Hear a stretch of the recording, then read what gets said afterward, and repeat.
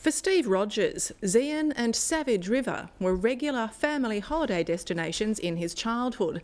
The former Launceston actor turned playwright revisited the towns when writing his latest play, Savage River, which is open to critical acclaim in Sydney and Melbourne and is now running in Hobart.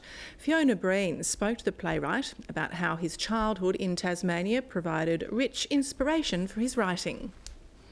Oh, what a lovely spring morning! After 20 years on stage and screen, sitting in the stalls watching his scripts come to life doesn't come naturally to Steve Rodgers. Hey, Sarge and Trav, so can we have a look at the top of Act 2? That'd be great.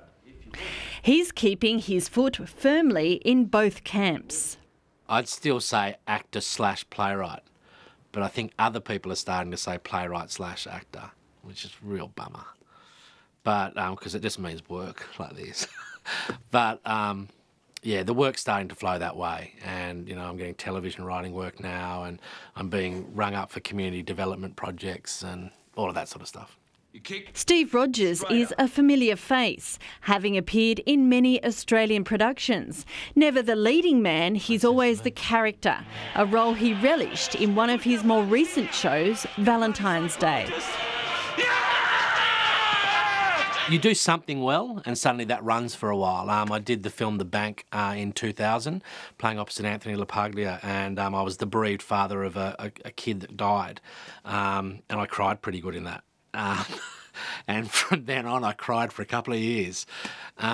Before that, you know, I was pulling faces and being the fat funny guy or the kind of quintessential Aussie guy.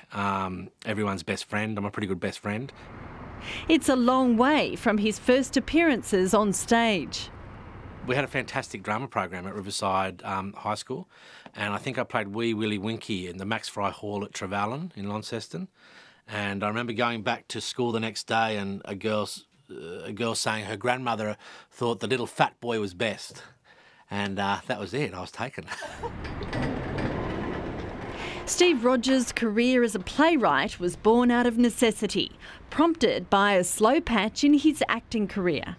It seems to just run in phases of what you're doing, and then at some point it ran out. And I just had my first child, Lily, and we'd bought our first house in Sydney at the lower end of the market. Planes were going over top of the roof, and there were trucks and plane, all of that. And I wasn't working, so I started to write my first play. Savage River, now playing in Hobart, is his second successful play. The tin, I can't find... Above the mirror. I thought it needed a special spot. Special spot was where I left it. The story revolves around a tense father-son relationship, put to the test when a troubled woman comes on the scene. Some of the themes in the play are drawn directly from experiences growing up in Launceston. I think there was just a whole lot of stuff that was unsaid. I hung out with a couple of Tasmanian Aboriginal kids, and I remember walking up from school and the brothers fighting about whether they were or not, and my mum being told by neighbours at the time not to let me play with them. And at the same time at school, Mrs Cherry, if she's out there, was kind of letting us know that the Tasmanian Aboriginals were extinct.